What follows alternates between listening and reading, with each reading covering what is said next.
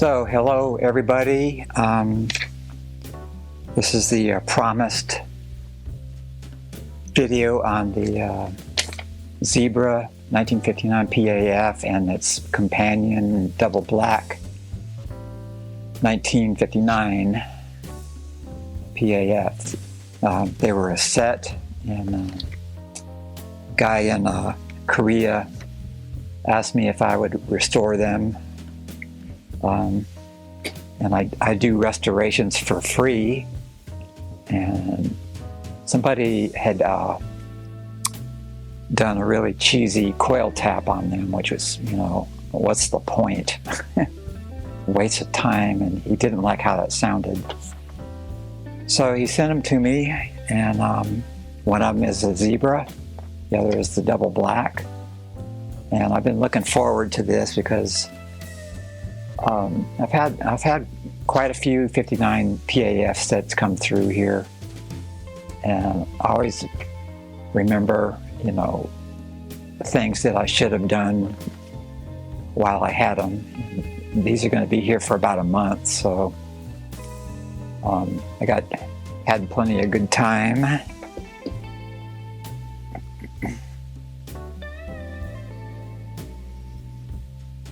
Making sure the camera is working. So it's a good chance to do another look at the 59 PAFs. It's really not anything special about them.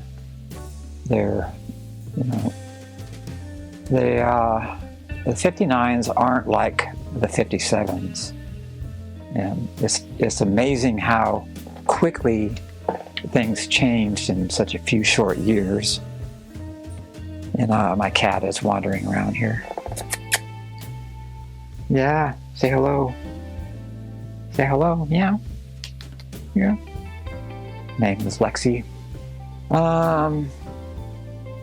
So I wanted to do a bunch of audio tests. A and B tests between the 59 set and my Black Beauty set, because it was directly copied from a double white. Oh, she wants out. Okay. Go. Psst, psst.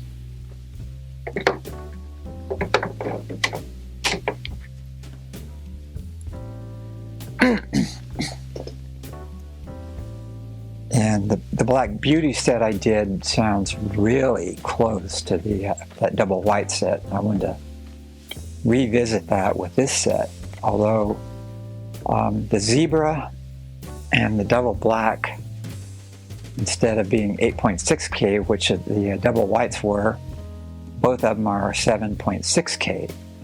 So that would mean increase in brightness, and really wanted to hear how they actually sound, you know, not being overwhelmed like the 8.6Ks were. So, you know, this is like PAF porn for me.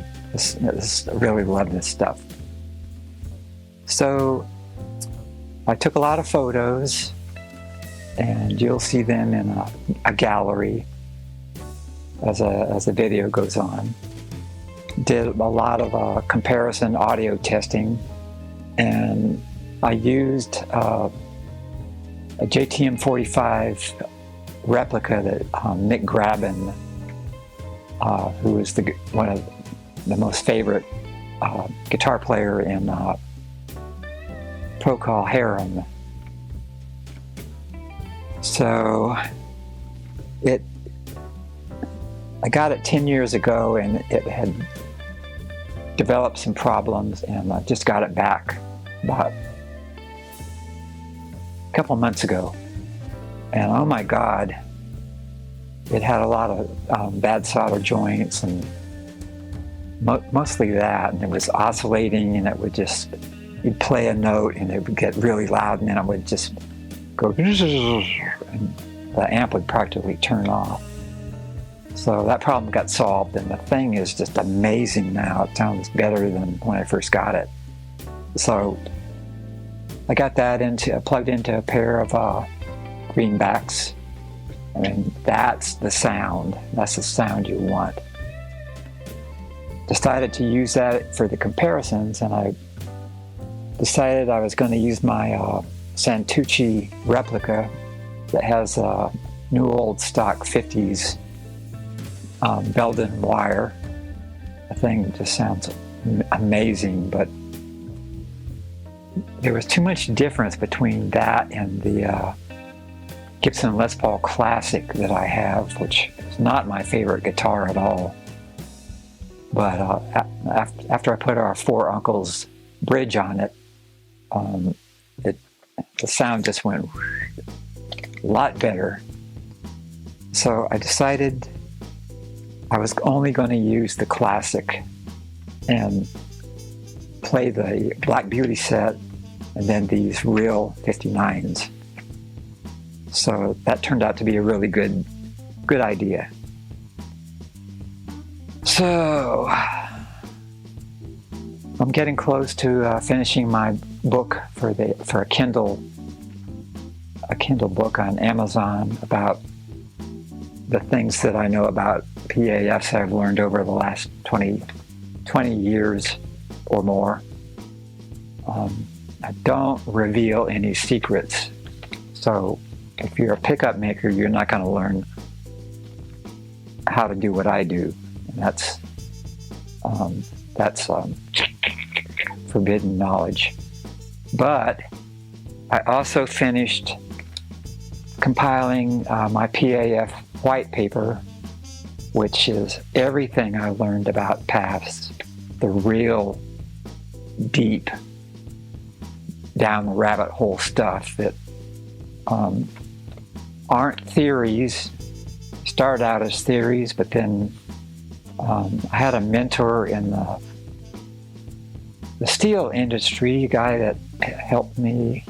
He was a Senior Ferro-magnetics alloys engineer specialist, and he was about to retire.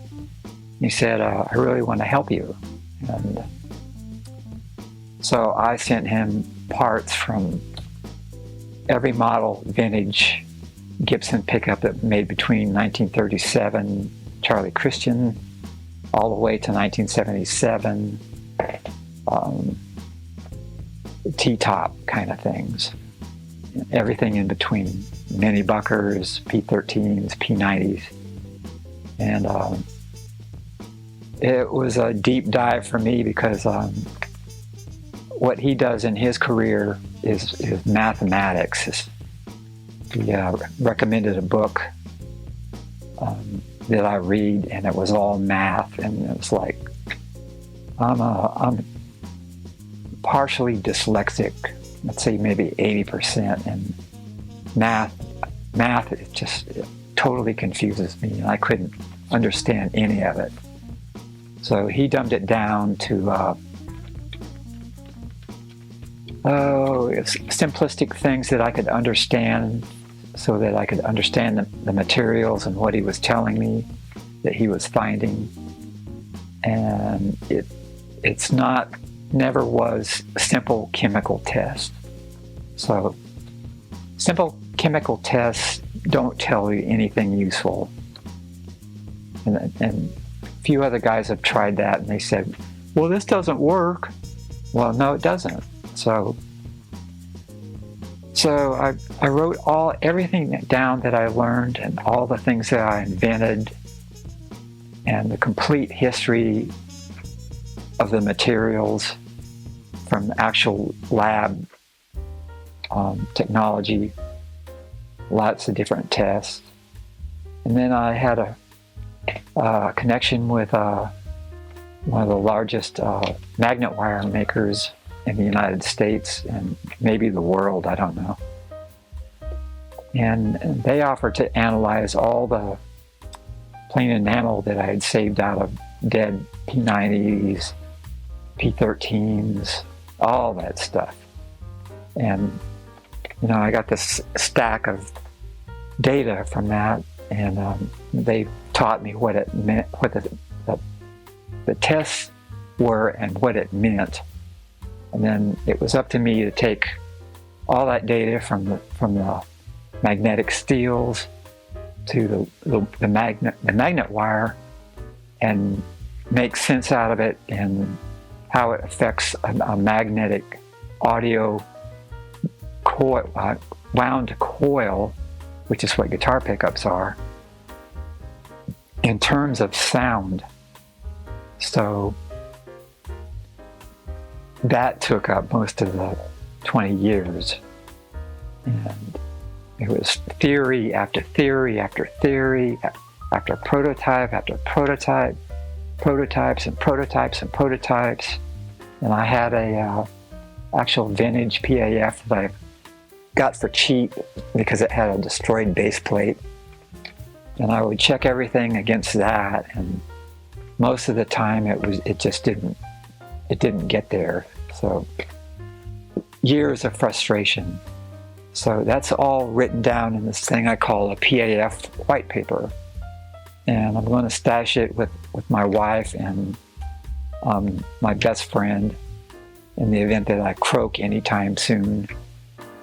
And with the caveat that they share it completely publicly with everyone, or sell it as a small booklet. Just print it out on laser printers and sell it. And if you get that thing in your hands and you're willing to do the hard work that I'm doing now, you can make a total career out of it, which is what I've done. So that's in this. It's about 65 pages. I'm going to stash it with a thumb drive text, so they don't have to optical scan it or anything. But on top of that, there's this. There's way more. It's all the lab data and everything. And I don't know how to share that, or except wrap it up and put a note in the PAF white paper that's part of it. That's the evidence. It's the actual data. The white paper just describes my methodology and the things I invented that get me, really close to duplicating those old pickups and the materials. And I got to make sure the red light is still on. And it is. So,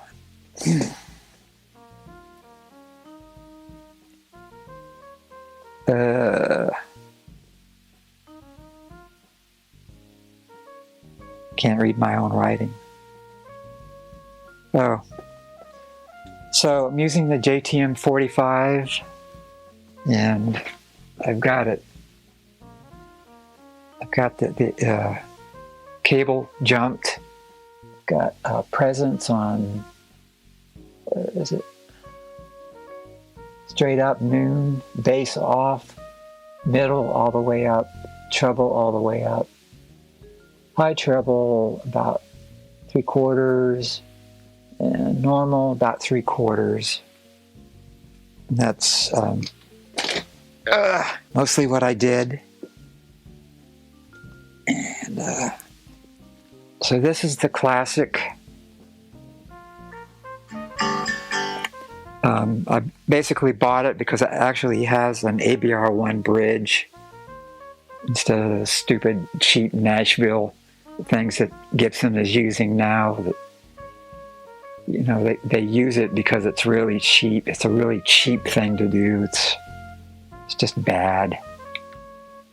And so right now it's got the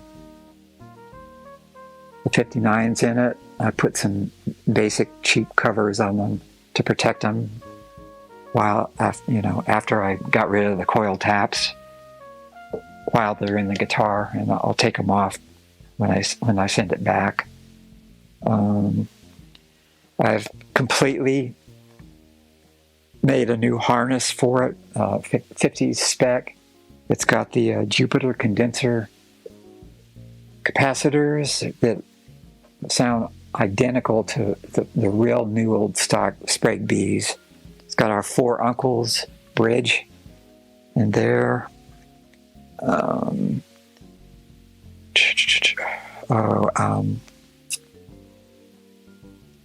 Brass wheels and brass bridge posts, aluminum tailpiece, and steel stud bolts and anchors. So it's as close as I can make it into sounding vintage. But you know, it's a Gibson. It's a classic. It's really nothing special. So I think that covers everything. What else? Anyway, just listen to the audio comparisons. They're super close. If you close your eyes, sometimes you can't even tell which one is which. And both have bright bridges, bright neck, but in the JTM 45, it's kind of a darkish amplifier. So the middle position doesn't come out really chirpy, twangy kind of Jimmy Page sound. It's probably mostly because of the amp. Both sets of pickups sound different depending on what amp you use it in. And the very last sample you'll hear is when I put the PAFs into this Garnet Mann, M-A-N-N. It's a stencil amplifier. It's got a solid state rectifier, which gives it a little bit more high, clean headroom. And it's really my favorite amp of all time. I've been using it for years, and back behind me there's another one. I found a duplicate, and I've been taking good care of those guys. But then when I got the JTM 45 back, all fixed up, totally fell in love with the thing. It's just an incredible amplifier. So I'm probably forgetting something. But let's just dive into it and get started here. And I'll show you all the close-up photography I did, and we'll get into the sound samples. So this video may get a little bit long.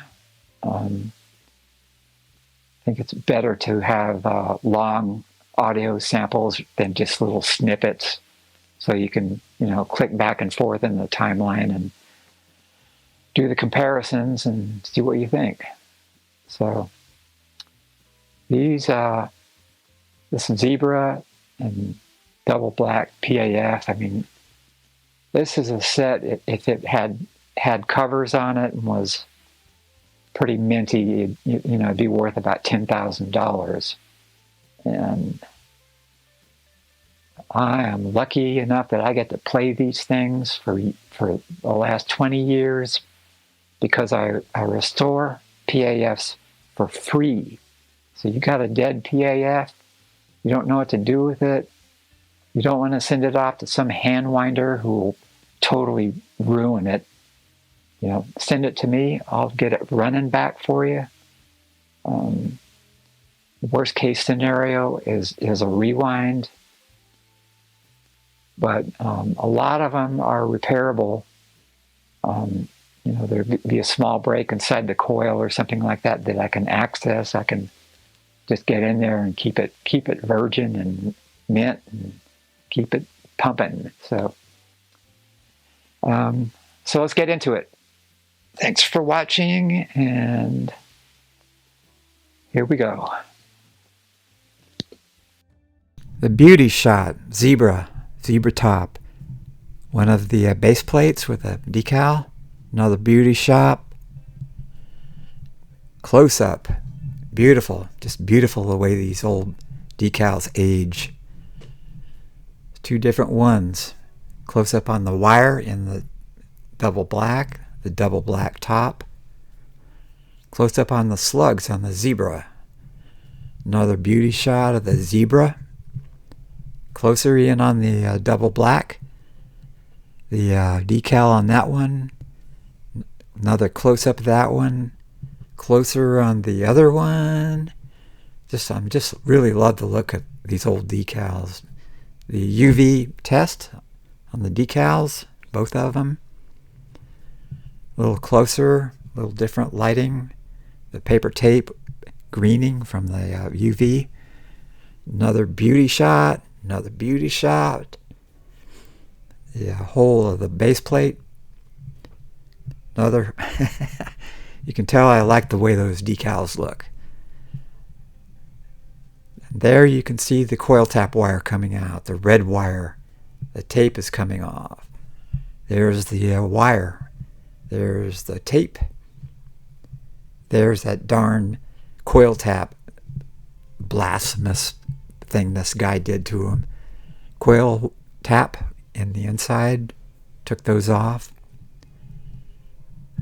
Gauss reading on one of the magnets. Very weak. There's the magnet sandcast. Close up on the keeper, pole keeper. The mark on the side of one of the magnets.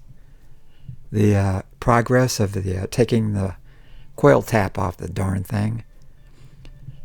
Very, very weak. There's the pull screws removed as taking it apart to get to the coil tap wire. Close up on the slugs, Zebra white. The recharge reading on one of the magnets. Way better. Sandcast magnet. The side, one side is rough, the other side is smooth. A little closer on the keeper bar, the other side of the keeper bar. The underside of the white on the Zebra. And that's it. Okay, here we go. We're going to get into the meat of this stuff. The sound samples.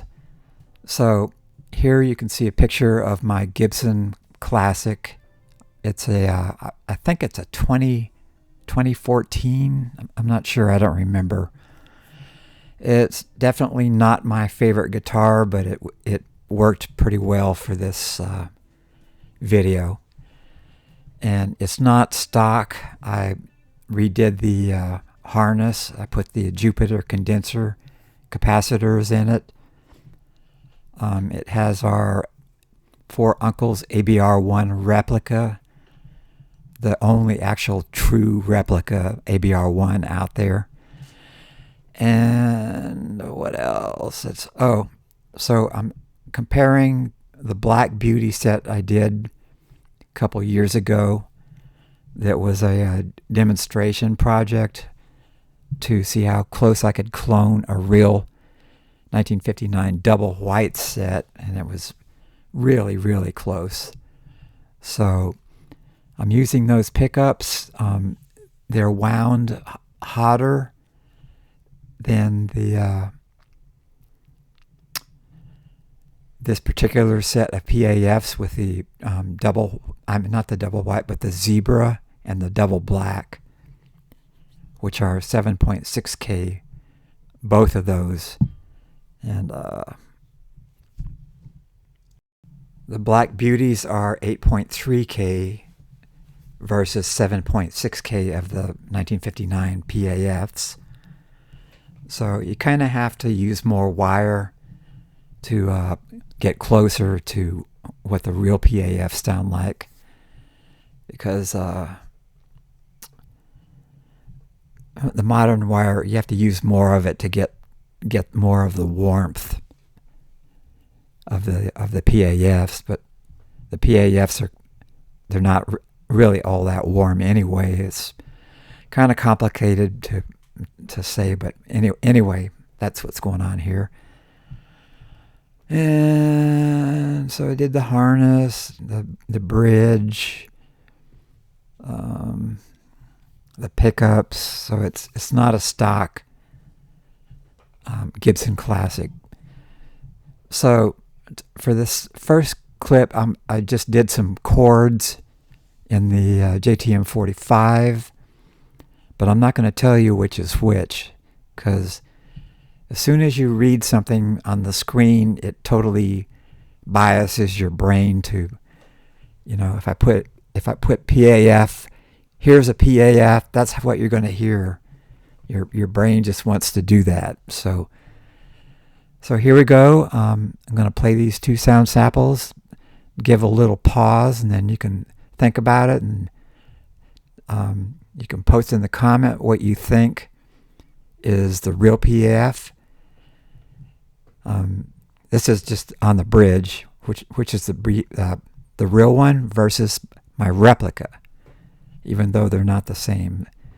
So realistically, they're not going to ever be identical, because you've got a vintage PAF with all vintage metals, the vintage wire, the whole deal. And so this is for entertainment purposes only. But here we go.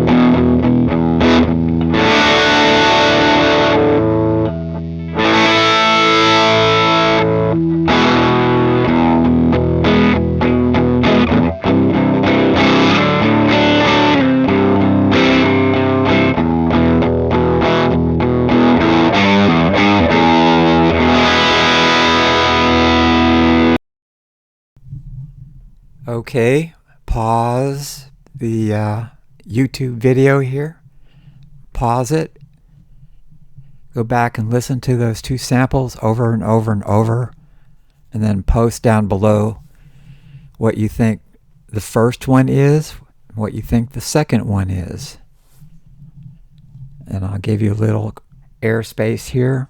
So pause it now.